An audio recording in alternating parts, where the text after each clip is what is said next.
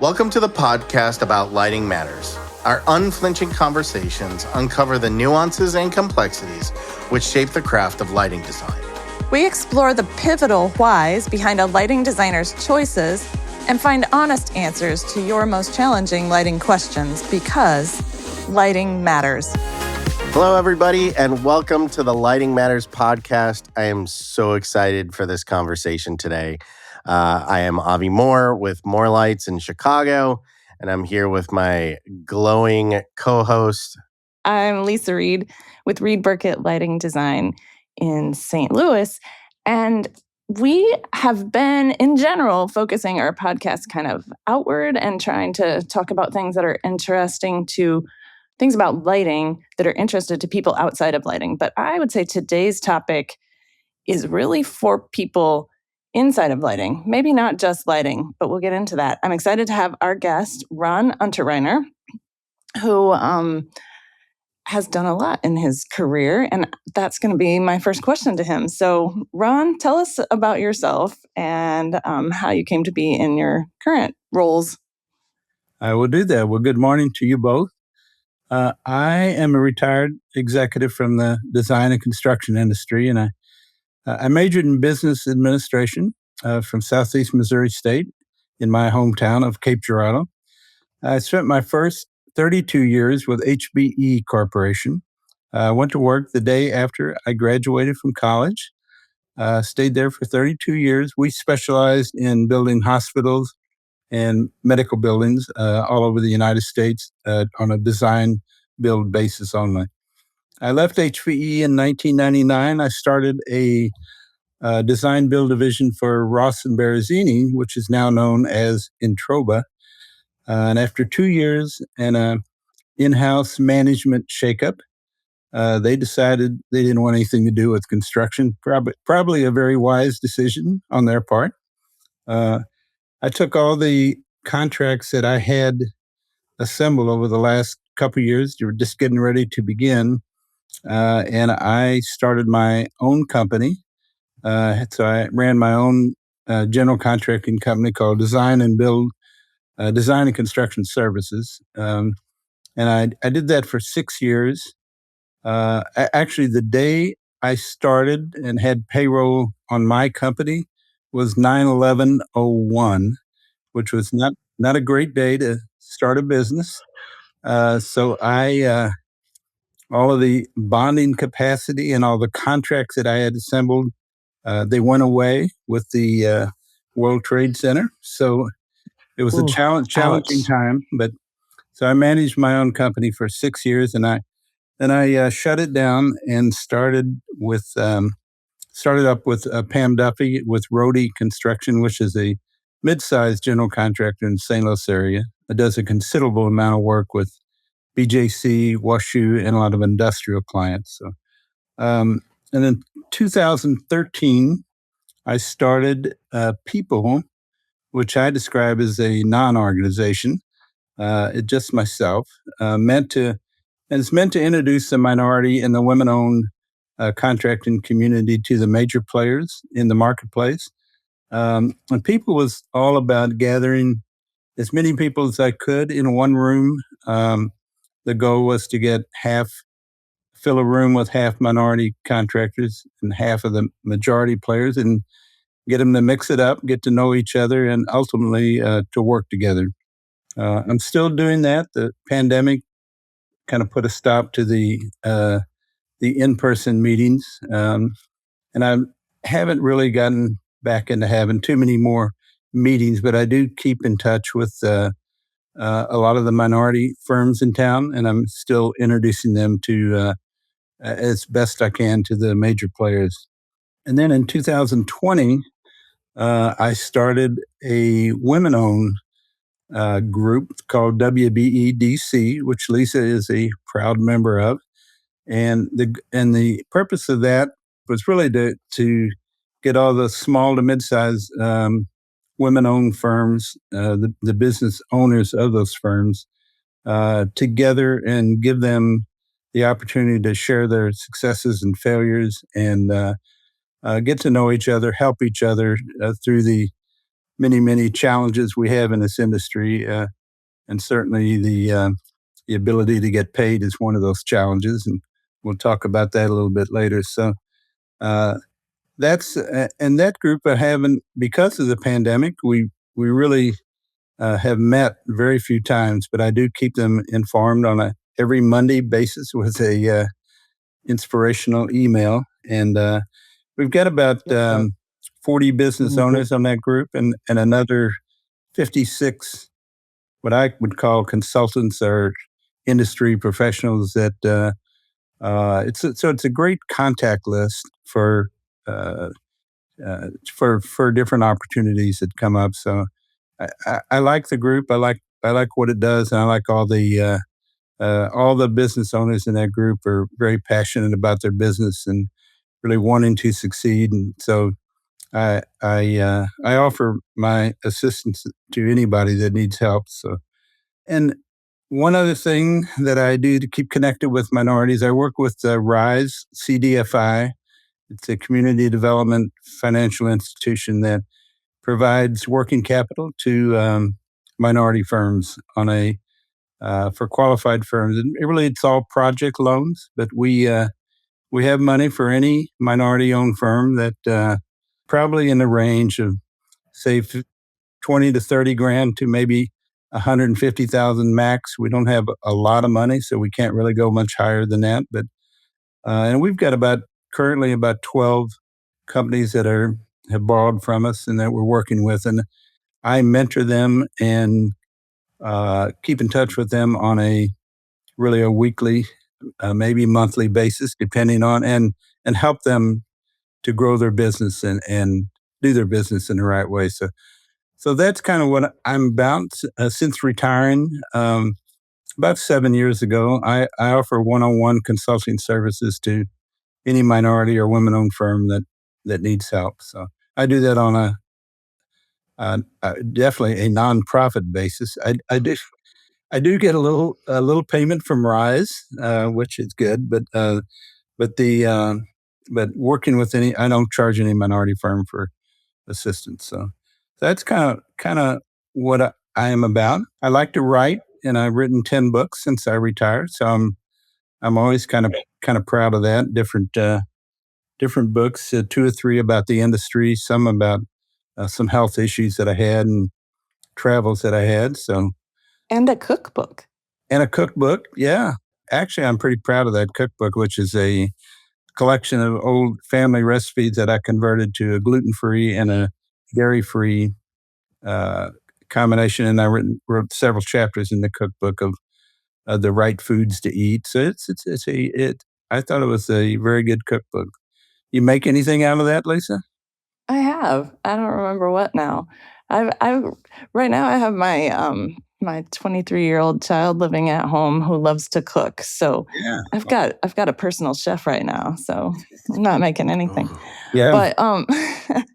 But Ron, seriously, like your heart and the way that you see a problem and then just make a solution across the board from minority contractors need to be connected with the big players to financing of projects for sub-tier down tier consultants, which is going to be the topic of our conversation, to like eating right and cooking for I'm so amazed at how you make it look easy and you just go do something about it. I'm wondering, like, how did you manage all of that? I mean, and how are you managing all of these different things at the same time?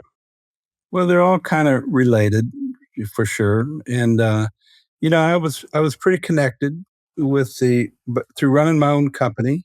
I've got a really kind of a unique background in construction because I'm a business guy, but yet when you work for Fred Kummer and HBE Corporation, you're expected to know everything. So, and I ran my own company, so I got very familiar with the technical side of construction, and everything I did was always design build. So I work with architects, engineers, and the construction guys. So I understand all of how to work with each of them. They're all quite different. as Lisa probably knows, probably a lighting designer is even maybe more different, right? But so I felt like I was really, It's just a different language. Everybody has a different absolutely. vocabulary and language. No, absolutely. And so I felt I was in a good position. That's when I started People. I felt I was in a good position to connect people. I had the support of all the major general contractors in town. They all have a diversity director or somebody that's responsible for DEI within their organization. So a lot of support from them, which helped me to introduce people, because I probably have 45 to 50 general contractors on my list that I'm tied into that would know me and respond to me. Um, and and certainly there's a lot more than that in town, but there's a lot of general contractors that I just kind of leave alone. They seem to be quite happy without me. You have a familial connection to the lighting industry. Ron's brother owned for years a lighting agency here in St. Louis.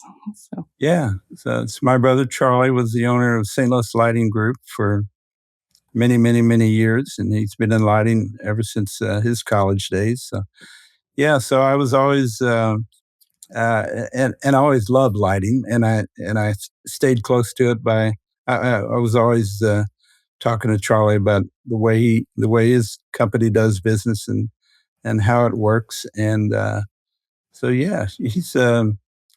just went through a major surgery yesterday. I don't know if you know that, Lisa, but it turned out fine. He's back home, and it's kind of all related to his neck issues, and so he's doing great, and I think he's enjoying retirement as much as he can in between his surgeries. Yeah, he's not working in retirement like you. He's playing. No, he seems to be quite content to do nothing. I'm working on him though.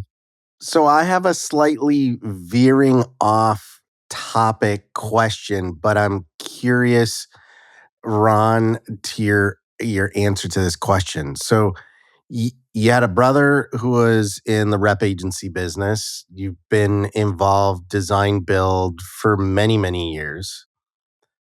Can you explain how light fixtures get on a job site? So the reason I ask is it's a common issue that we're finding that people don't understand it, and I'm curious to know like and there's no wrong answer, Ron. I'm just curious to know what your experience, what you think, like. Yeah, I'm interested to hear what you say. Well, it probably happens different on different projects. I mean, some owners are super involved in their projects, and take a BJC, they know exactly what they want. They want a Cooper fixture or Lithonia, and they're going to tell you exactly, and that's all you can do, right? And and others, I would assume the MEP engineering firm, the electrical firm, would make recommendations and would put together a set of specifications, probably allow different fixtures to be specified. And, they'll reach an agreement, of course, to go out and take bids, and the electrical contractor would take it over from there. But what I really respect about Lisa's work and the lighting designer, I think it's just so important to have a specialist on certain areas of construction, and lighting is one of them, to where somebody really has to take charge of exactly what this lighting is going to accomplish. You can't just put a bunch of can lights up. I mean, you got to put some spark into a building, and so I love it when a lighting designer is involved, and you can see the results of any building. You can almost walk in a building and say there was a lighting designer involved in this project. So I do think it comes in different ways, and maybe the electrical contractor on some projects has more input than others, but I would say typically the electrical contractor probably just responds to the specs and the whatever the owner and the engineering firm put in the book. In construction, I always say we would build a building and leave the back wall out if it wasn't on the plans, So if it's not in there, we just don't do it. So Oh, Ron, that's if awesome. they I design a love it. building with no lights in it, that's the way we would build it, That's the way construction works. So Back in the day, I worked for a theatrical dealer, and we would bid jobs to electricians, and we would bid per plans and specs, first line item. And the second line item would be all the things the specifier wanted, but wasn't actually in their specifications because it was the same theater consultants we were bidding their jobs. And every single time we won the job, the contractor would only pick the first line item. And then we would do submittals, and we would submit only on what was per plans and specs, right? Those are the contract documents. That's what we are bidding. And they would come back bloody and red, and all these things needed to change. This is missing, that is missing. And then there'd be the big change order, and that would have all of our profit in it. Yeah. And we did really great business. And there's 2 different theater consultants we worked that we would bid on. And I mean, this is 20 years ago. So, I'm sure it's changed. Well, let's say I hope it has changed. But I mean, we just knew every single time that was going to be our profit center. Yeah. And even though if it's not on the drawings, you tried to point it out ahead of time that you're going to need this. No. Yeah, and a lot of times, like, you send out RFI at bid time, but at that time, hopefully it's changed. Say the positive side, we would get requests for bids 2 days before bids were opened. Yeah, for multi-million-dollar theaters. Hey, It's crazy. I will tell you that we change very slowly in this industry, so probably hasn't changed much in the 20 years. You'd see a lot of the same things happening, unfortunately. Yeah. Yeah, but I love that sentiment. Like, if there wasn't a back wall on the drawings, we wouldn't put it in. No, that's the way we do it. Plans and specs. But, it's also funny. Like, I also feel like there's the moments where things get overthought and then overworked. I recently had a project in Chicago where it's a restaurant, and the contractor was really worried about where the compressors were going to go for the coolers. And the engineer had designed it to go on top of the coolers. They designed a whole system. And I was on a OAC meeting, and the GC is talking about putting these compressors up on the roof and putting a hole through the roof and all this stuff. And the owner's rep's like, whoa, hold on. What are you guys talking about? The engineer designed it. If it breaks, it's the engineer's responsibility. Like, stop changing. This is what they wanted. That's what we're doing. So there's that other part too, where it's like, well, we know better. Well, but there's professionals involved. The professionals have liability as well as the contractors, right? Like, just do what they said. And if it's a problem, then somebody's going to get paid to fix it. I think it's always been a problem in construction with it. The construction guys always feel they know more than the designers and the engineers, because they've been working for 50 years, and this is the way we've always done it. So you get an awful lot of that. So you have to pay attention, and the good construction companies would definitely pay attention to a good set of engineered drawings and a good when the good architect involved and good decisions have been made. But you also you respect the idea of bringing up ideas and saying, hey, maybe we could do it better. But you got to follow the process. If those guys have touched this kind of project over and over again in the field, and they're not just drawing it, they've done it and they have experience, I definitely respect the voices of the contractors. I think the secret in this industry to a good project is work with good people, work with a good architecture firm, work with people that really have your interest at heart. And we have some really good general contractors in St. Louis, and and we've got some bad ones, and just leave the bad ones alone. Let them play around somewhere else, and spend a little extra money if you have to, and work with people that have your interest at heart and get it done. If you do that, you're going to be ahead of the game for sure. We'll definitely keep weaving in our threads. Obviously, Avi and I are both coming at this from the perspective of lighting designers and how and why lighting matters. So, we want to hear you say lighting is really important, Ron. But what we wanted to focus on today... Unprovoked statement. I love it. Yeah. Right. But what we want really to focus on today is the payment cycles in AEC. I mean, you said you're working with Rise to help with funding. I know that is a passion of yours, especially for small firms, and how much we end up putting ourselves out there financially in the lighting design realm. And maybe Avi, you can speak to this because I know it's a passion of yours too. But we're doing the work, we're doing the design.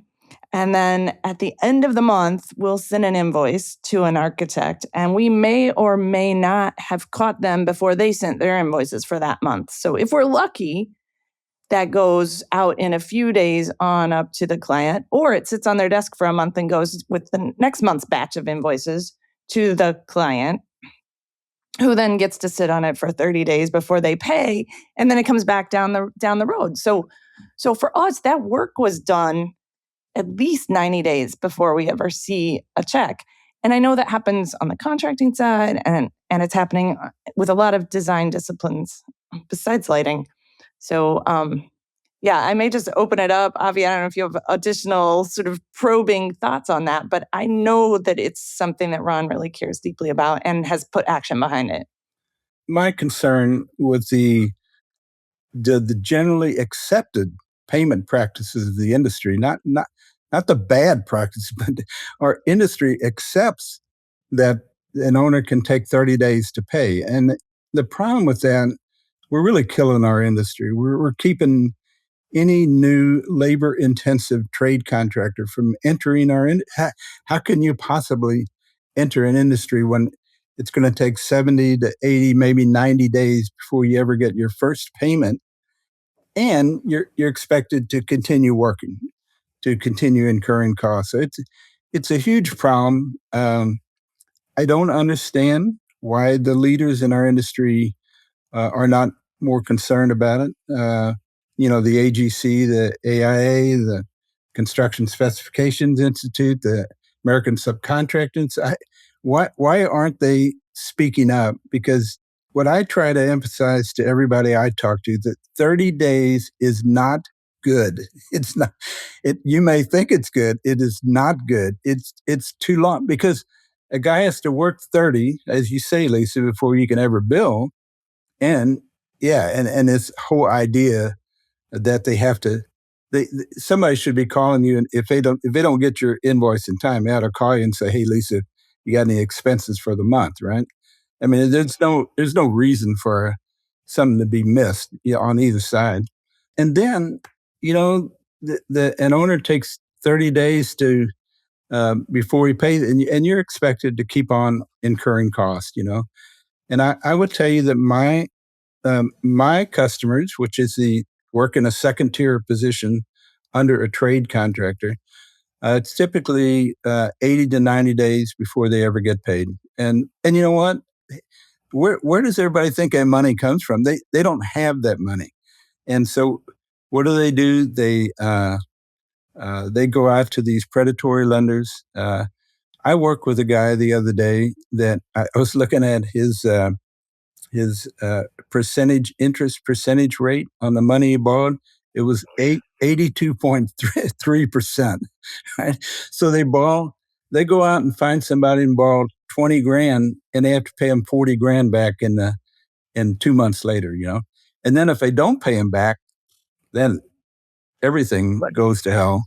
So it's and the other thing, it keeps them from paying their union benefits timely. Keeps them from paying their IRS federal income taxes timely, the state income taxes, unemployment, all the taxes that go with payroll. because it's easy to delay that. I'm talking in general about my customers, which is the MBE community, but this applies to everybody. But they don't have the credit with their material suppliers that the larger firms do. I mean, they're expected to pay. Most of them have to pay in advance and are certainly within 30 days. They don't have a pay when paid provision in their contract. They have to pay, and they get cut off. It's as simple as that. And Lisa, for the professional firms, as you well know, all of your expenses is payroll. It's money. It's time. And I doubt if many of your employees would wait until will they accept a pay when paid provision? I mean, you probably pay them with it every 2 weeks, right? Or maybe. Yeah. It's interesting. Early in my career and owning my business, I carried on a strategy that my previous employer had, which was keep everybody as independent contractors. And as independent contractors, their contract was pay when paid. Yeah. And the amount of money I was paying them once I finally got paid was so extreme that there wasn't a profit center to be had. Like it didn't make sense. But Ron, you're hitting the nail on the head. And I think there's an important point that I think gets missed in what you're saying. And Lisa, you kind of said it, right? You send the invoice 30 days and sometimes it takes 90 days. But what we're missing in that discussion is day one of the month, by the time you've invoiced that day one is 30 days. It's already 30 days. That invoice just went out and it's 30 days old for that day one of 3 staff members. And now you're waiting 90 days to get paid. Ron, I think you bring up a really good point. And I have a theory on why AIA and the GCs and everybody aren't really making too much noise. And that's because it protects the big firms. You take the really big architecture firms, they are the ones that are bidding the big airports, the big mega projects, because they're the only ones who can underwrite it. Yeah. Now, to meet the requirements of those jobs, they bring on minority lighting designers. They bring on all these other people because they have to meet the requirements. But they're doing just fine because they have the other 35 jobs and multi-million-dollar things coming in. And when you look at their P&L, right, the 90 days to, we were talking earlier, I had a project in January that was 6 months behind. Yeah. They can float that 6 months because they have 30 other jobs across 60 other offices. Yeah. Or whatever it is, 60 other jobs over 30 over offices, that they can align all those pay periods. Plus, they're a big enough lender so they can go to the big bank and the big bank can say, oh yeah, you're, got this line of credit to make payroll. We can give you prime plus 2 instead of what I can get, prime plus 5. Yeah. At a minimum. If you can get anything. If you can even get it. And the size isn't big enough either, right? So, and I think the delay in paying, this is my other theory, is the delay in paying is a lot of times the money's coming through a bank, right? Except the federal and state work. But it's coming through a bank. So you got the money coming, the invoice coming from us to the architect, to the owner, to the lender. And the lender's a bank. The bank's like, you know what? This is design people and construction people. They all have lines of credit. They may bank with me. They may bank with somebody else. But if I wait 30 days to pay this $1 million invoice that pays out 20 different firms, 1 month of interest is well worth me holding on to this, because that interest is higher than the interest I'm going to get from this lender for this $1 million. Yeah. And I don't think that's a calculation that's thought. I think it's built into the computer systems to then work everything back down and eventually pay. Those are my two theories. And I think, and a part of that, I think you're right, and I sat in a meeting with a bunch of leaders of different corporations around St. Louis, some of the major owners as part of that SLC3 group, and I was trying to get out the true reason of why they didn't pay. Of course, they all thought they paid fantastic. And I reminded them that I don't know anybody that's ever worked for them. They got paid on time. But and you know what? It came down to cost of capital. So you're absolutely right.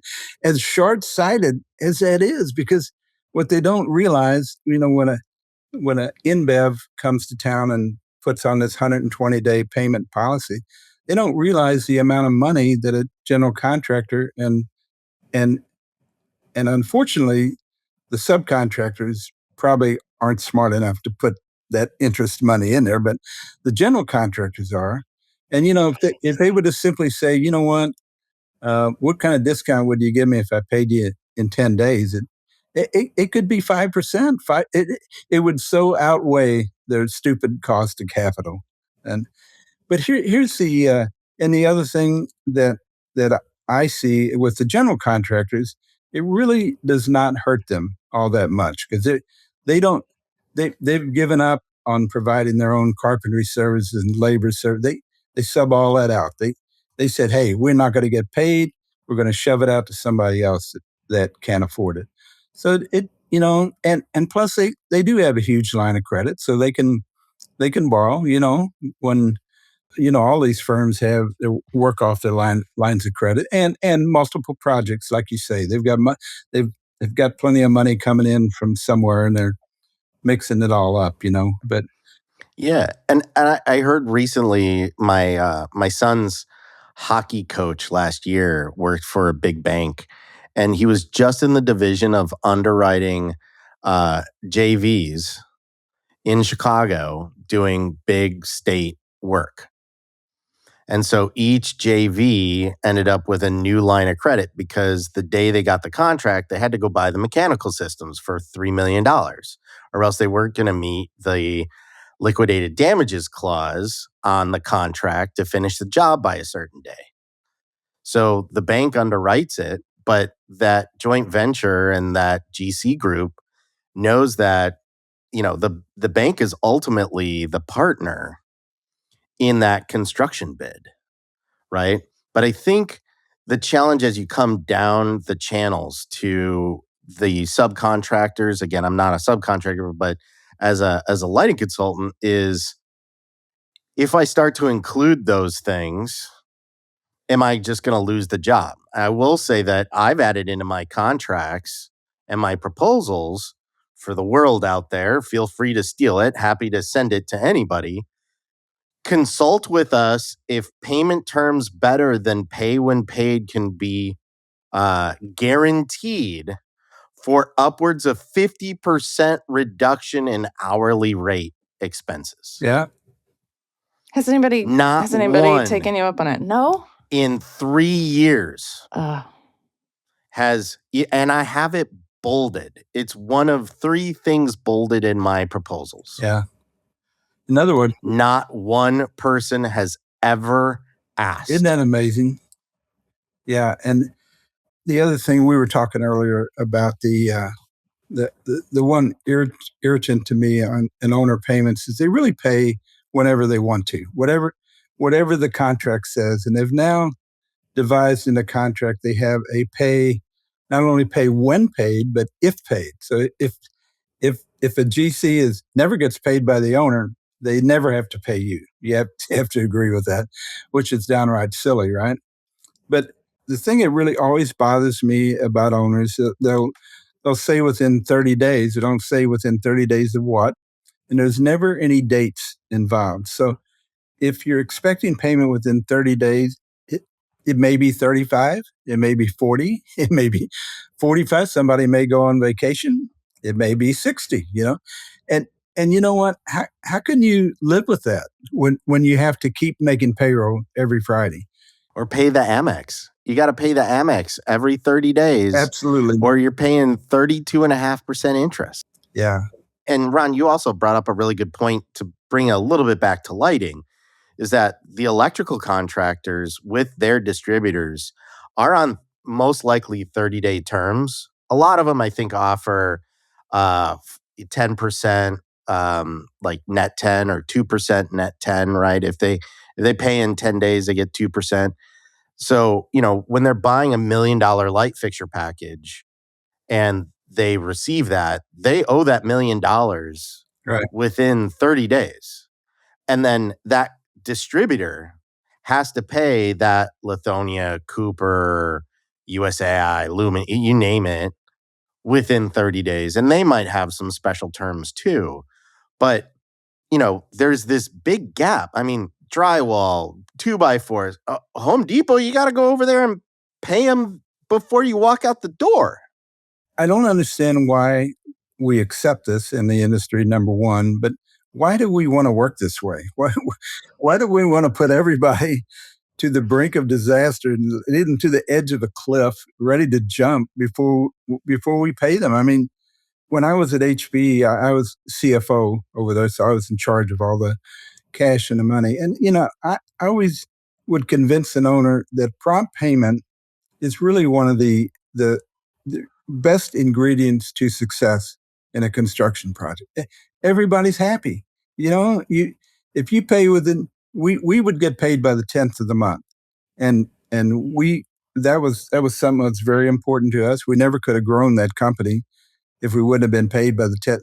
And then allows us to pay all of our subs by the 15th or the 20th. And in no way would we have ever not paid a guy by the time he was making up his next payment requisition. And that hardly ever happens right now, right, Lisa? I mean, you're sending waivers of lien for 3 payments you still haven't received, and you sign away your your lien rights for the last 2 checks that you still haven't received. Yeah, it's, prompt payment just keeps everybody in a good mood. Everybody's happy. The subcontractors will do miscellaneous change orders without charging you because they said, hey, what the hell, and, we'll help you out. But now people fight every step of the way. They want to fight because why? They don't have any money. They can't get paid, and yet the expectations for them to keep on working and to keep on doing a fantastic job and go above and beyond, they don't go away, right? They're there. You know what? Yes, that expectation is still there. But I'm going to put this out there for the world. I have told my team, we are now prioritizing the people who pay promptly. And a lot of times that looks like residential clients who maybe you wouldn't normally think of in our field as being the ones that we prioritize. They're little projects, right. But they come first because they pay before my next invoice goes out. Right. Small churches, there are a couple of, I think WashU. Anyway, there are a couple of organizations that pay quickly, and so we are going to put their projects first, and that means these other important, classy, cool projects that think they're important that haven't paid me. I mean, we're talking about 90 days, and sadly, that's good. It's embarrassing to talk to anybody in any sort of finance industry about how long it takes us to get paid. I always get these lectures. So anyway, it's out there. Hey, my architect friends, your project isn't our priority right now. And if you're not paying us quickly, sorry. We have a museum client that we usually work directly for that, 30 days, 35 days, no big deal. We're buried 3 layers down. We're at 6 months. Yeah. And Ron, we're talking about $2,000. Well, and I think that's I mean, that's the crazy part of some of this stuff too, right? We're lighting designers. We're not multi-million-dollar expenses. Yeah. We specify more expensive things, total packages, than our entire fee on a job. Yeah. $2,000 for 6 months? Yeah. Come on. Yeah. And that's the other part of that I think a lot of owners don't really totally understand is how much money is involved. And in construction, it's a lot of money. I mean, sometimes a GC's billing on a major project could be 5 to 10 million, and so maybe 3 to 7 or 8 million of that is owed to people that have no money. So it's big money, and it's causing huge problems. I have watched so many people go out of business and go broke and lose their house, lose their family, get divorced, whatever, and I'm just tired of it, and it's really for the reason is simply because of cash. Cash does not flow. There is no such thing as cash flow anymore. That's an outdated concept. It does not flow. How do we fix this? How do we scream it louder? How do we force? So Lisa and I, one thing, there's many things that we've learned we agree on and believe together, and we're both action people. How do we change it? How do we start screaming this loud? How do we? And who? What do Who we has do? the power to change it? I think the leaders in the industry have to be the one to step up, and that's probably the AGC. I'm always surprised at the American Subcontracting Association, which is pretty strong here in St. Louis, has a good group, and it's a national organization. They have them, but these are the guys that are really hurting. It's the subcontractors. A lot of the GCs can make it work, and I would put Lisa's company in that subcontracting type, from the way the money flows. And I don't know why they don't do more, but I think it's going to take an organization like that speaking up, because a little voice like me is just not going to make it work. I've met with the city. I organized a meeting that had about 30 people involved in the city several years ago, saying, why don't we, when you bring all these out-of-town developers in and you give them all these tax breaks, why don't we make it a requirement that they pay? They have to pay within 15 days. I mean, it's in your power to do that. It's not a big deal. And I get nowhere with that, It just and so I think it's going to take the subcontractor, the trade contractors. Speaking of, they're the ones that are putting the money on, and I don't know why they accept it. I know in the IALD, the International Association of Lighting Designers, one of the conversations that happens just about every meeting is this fear of collusion and antitrust. Yeah. That if all the lighting designers came together and said, we will no longer do this, this is the way it shall be, that there could be some antitrust lawsuit brought upon the organization and all of its members. But I think where you're going, Ron, and I guess maybe what I would suggest is, like, if you took the subcontractors organizations and organizations like the IALD, the AIA, and you got everybody together, like, and then like class action this and demanded modification or demanded this change, right? Like, the problem is you can't just have RBLD and Morlights do it, right? Then those architects would just go to somebody else.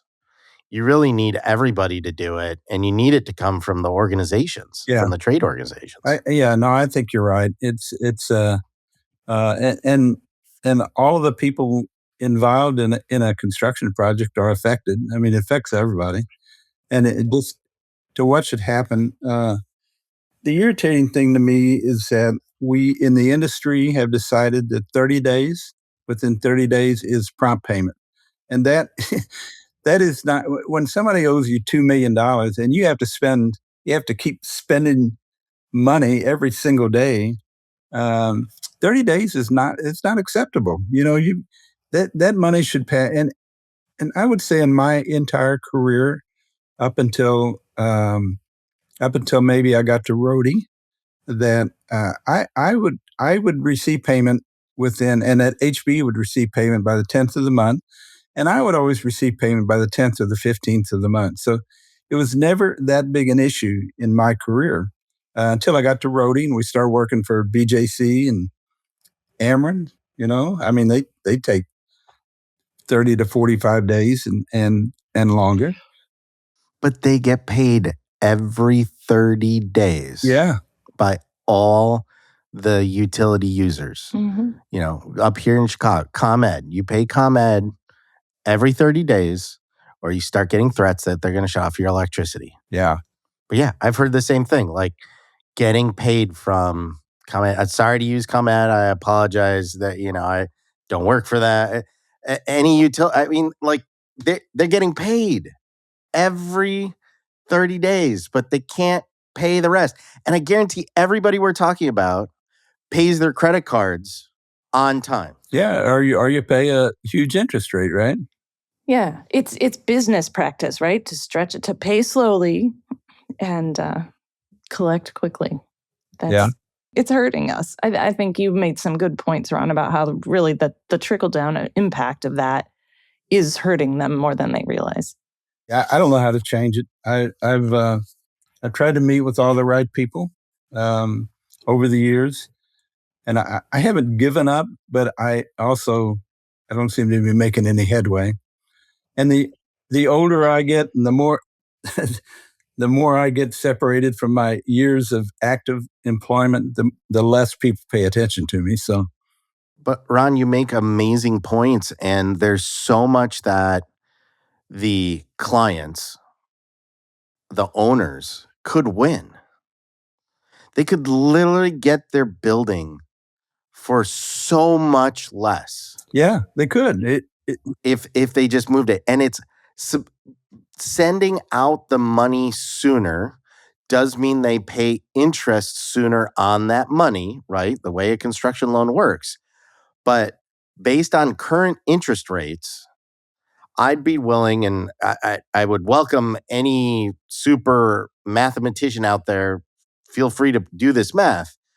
But I would think on a certain scale job that the interest rate on that construction loan cost is going to be substantially less than what all of your design subs and all of your construction subs are charging to manage the unknown. Yeah. It would be so much less that it would be an incredible number. And, when I met with these owners, when I was having this conversation, the interest rates were, I don't know, 2 or 3, 4%. That was back when they were nothing. I said, you guys, I can't understand this because the dollars if you're talking about cost of capital being the primary reason, I was trying to get out of them. What is the true reason? I gave them 10 choices. They didn't like any of them. But the bottom line was cost of capital. I said 2 to 3%. I mean, it's peanuts. I would guarantee you that any GC in the marketplace would give you 2% off in a heartbeat. It would give you probably 5 times the amount you're making on cost of capital. I see a presentation that could be put together. I just recently came back from the Building Museums Conference. It's done by the Middle Atlantic Association of Museums. Next year, it'll be in LA. So this is Atlantic Association that's going to go put a show on in LA. Very excited. But it's all people building museums, wanting to build a museum. It's very cool. It's very niche: architects, contractors, museum professionals.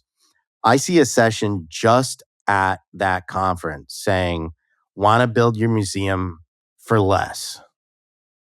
And you literally, it's going to be it's a math presentation, but you could literally show the cost of doing a project, covering all those costs and not. And really, like, I think it could be really interesting to just really get at that root. Yeah. And then figure out, like, what's beyond that? Are you afraid of paying them for the work they already did? Afraid of making them happy. Like you said earlier, Ron, you have happy people on the project. You don't want that? No, I don't think they do. I think they want everybody to be totally pissed off and fighting at each other. They seem to enjoy that. So, yeah, I tell you whatever you set that up, I'll come make that presentation.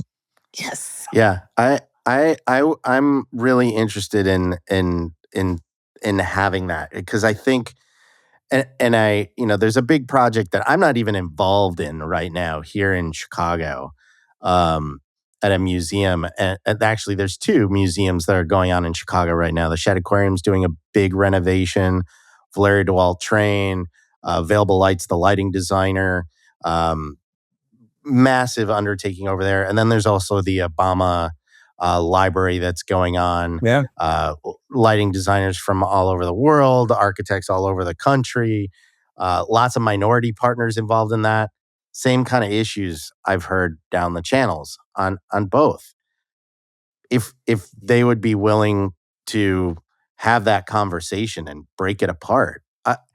It's not to say that what has been done on those jobs is bad. It's just a different perspective on how you could do this going forward. Yeah. And how it could be less expensive. Like, happiness. Lisa and I talk a lot about lighting design as something that is not something you can touch, right? Like, you can't render it. You have to see it. You have to feel it. Yeah. Happy contractors, happy designers, that doesn't matter. Well, it's the same problem.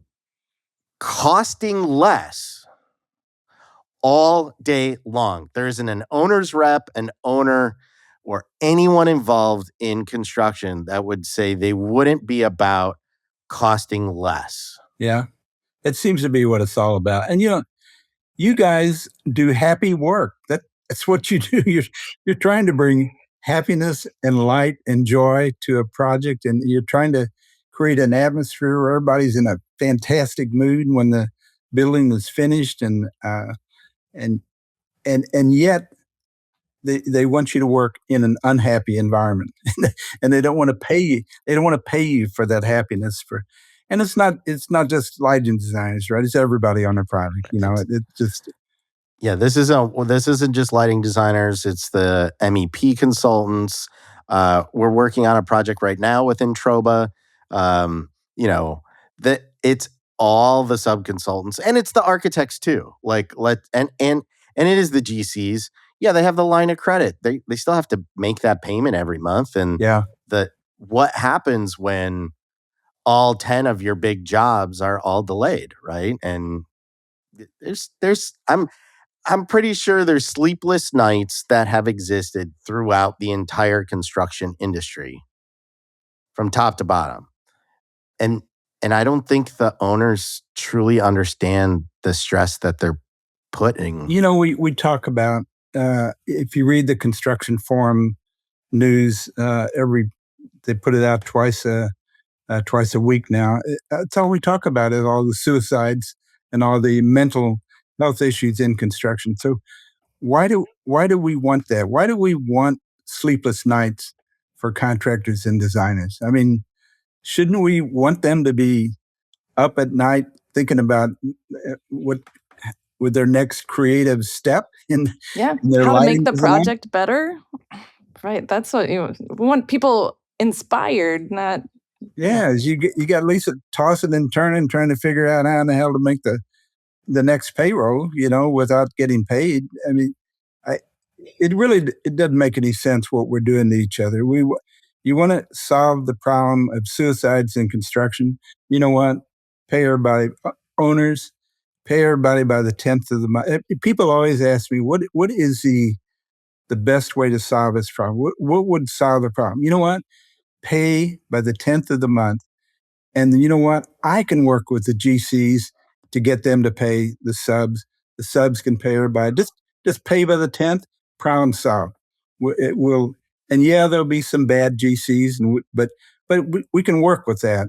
What we can't work with is not starting the flow of funds until 60 or 90 days later. Because you've already totally disrupted the whole chain. It's over with. Yeah, exactly. We're trying to change the accepted practice and make it better. Just a small task. Yeah, So, and then I said this before we got on the recording today, but also just because everybody jumped off the Brooklyn Bridge doesn't mean you should too, right? There is change. Change does, that incandescent lamp is still really amazing. Everybody, we should still use it.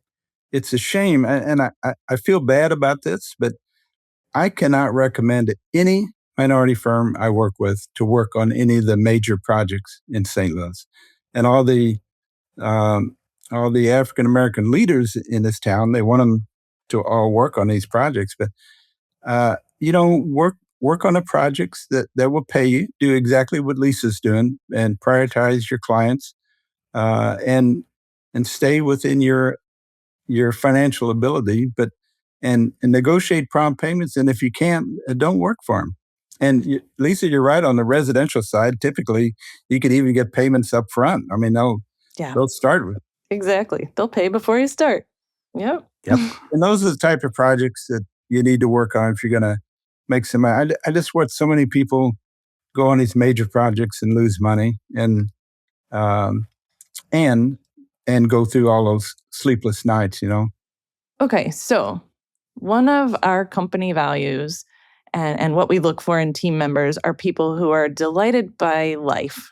And that's what we're talking about. And light. So I'm going to sort of shift gears and close this out and ask you if there are any spaces where the light in the space delights you. We talked a little bit about this, Lisa.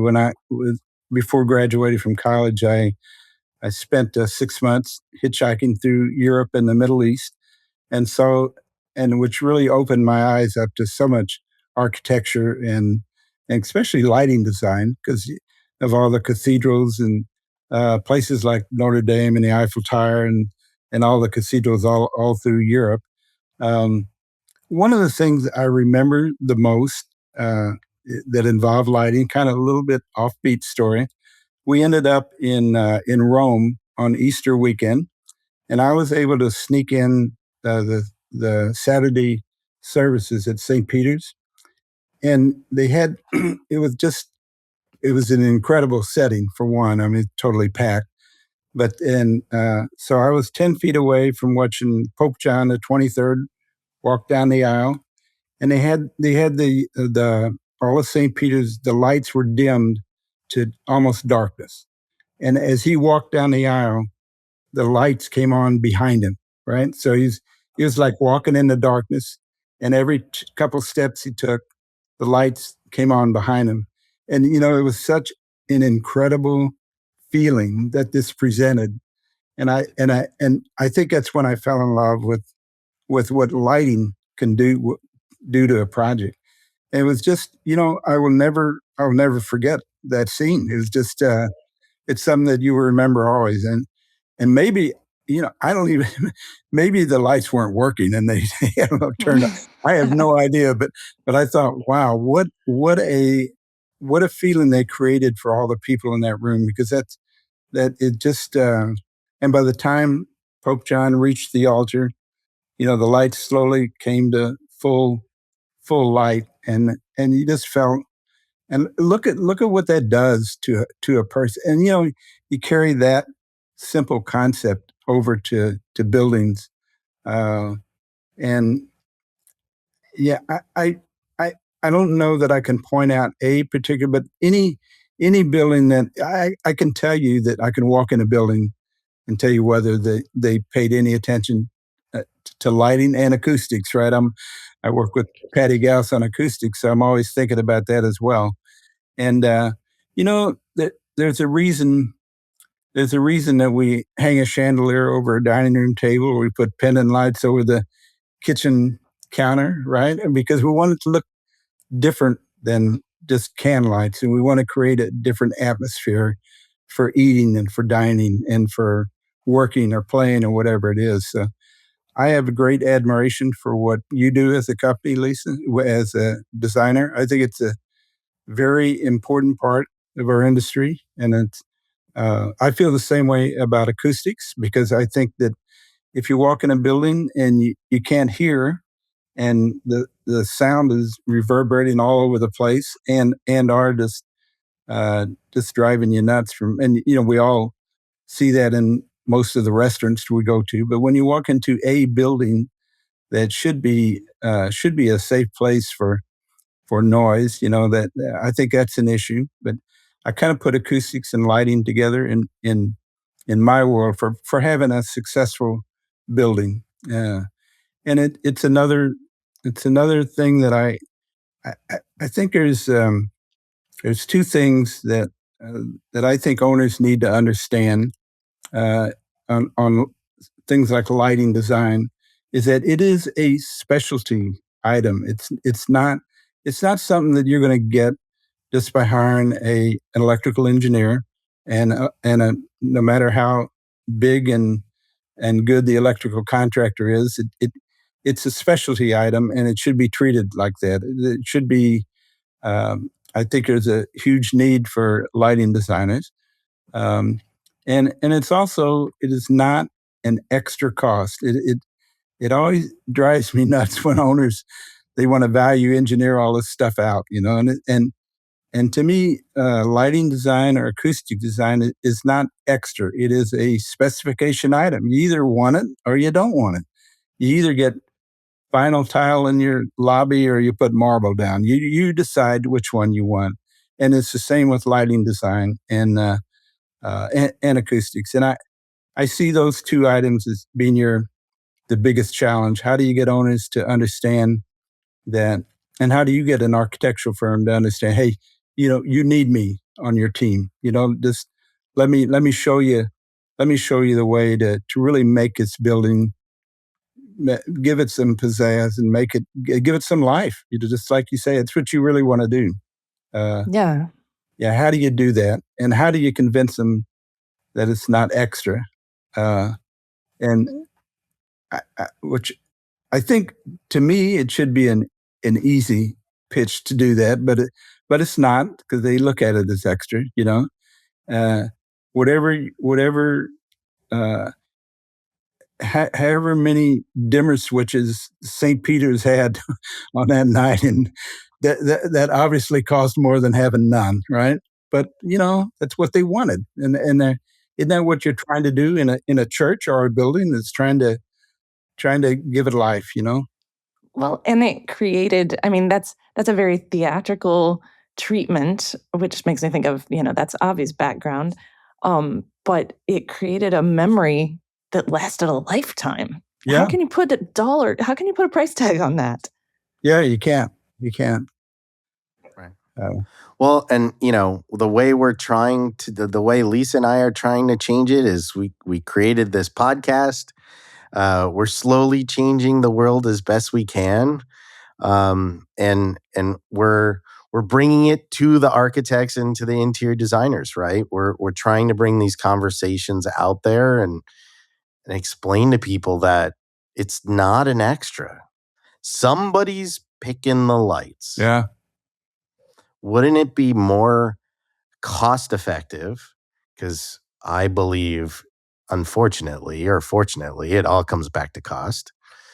I believe that there is no more cost effective solution to specify lighting on any project than to have a lighting designer involved in the job. Yeah. And you know what? I would agree with that wholeheartedly. Because it's not finished when there's nothing left to add. It's finished when there's nothing else you can take away. Yeah. We at HBE Corporation, we designed buildings for people that had no money. That they were challenged for budget. So we would probably have candlelights throughout, right? Wouldn't have any. But we were also creating a building for a client that we were trying to meet their needs and trying to give them a hospital, which we always said you'd be better off with a couple, with an emergency room and a couple operating rooms than you would with marble in your lobby. But I think in today's world, now later on, when we got into the hotel business, we did the Adams Mark hotels.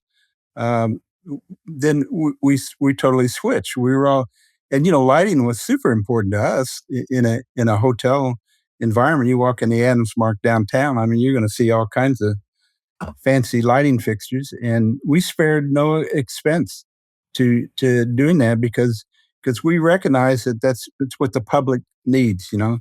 We couldn't get by with just having nothing, walking in a lobby without, right? You just can't do that, and you're not going to get that from an architectural firm. You have to have it. It's a specialty item. You don't go to the dentist if you have cancer, right? I mean, you all the healthcare is everything's special anymore, and yeah, I don't know. I always feel that it's a tough sell at times, but I don't understand why it should be. I've never understood that. So keep up the good work, Lisa. Thank you. Some people get it, Thanks for getting it, Ron.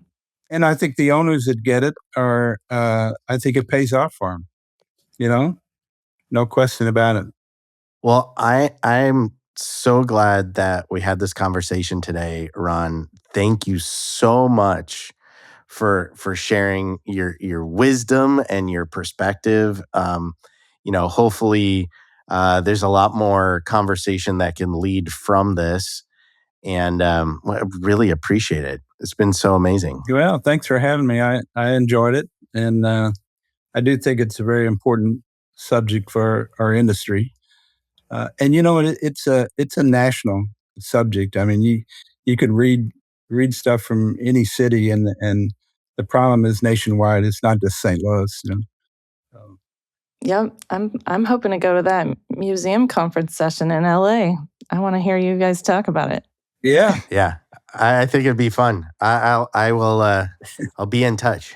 All right. You heard it here first, folks. All right, let's do it. Let's change. Let's change this very slow changing industry. So, awesome. Thank you. I appreciate what you guys do with this podcast. I think it's great to get words like this. It's a nice way to for people to listen to a message and maybe do a little more thinking about how they can possibly change within their organization. Do a great job with it. Thanks for doing it. Thanks, Ron. Thanks, Avi. Lighting matters. As we wrap up, we want to reiterate how much we value your time, and we hope you found it as much fun to listen to as we had creating it. Remember to like it and share this content with your friends and colleagues. The opinions expressed are those of the participants and do not necessarily reflect the official positions of the sponsors. Our content has general application, but we recommend obtaining personalized guidance from a professional IALD lighting designer, such as RBLD or Morlights, for your next endeavor.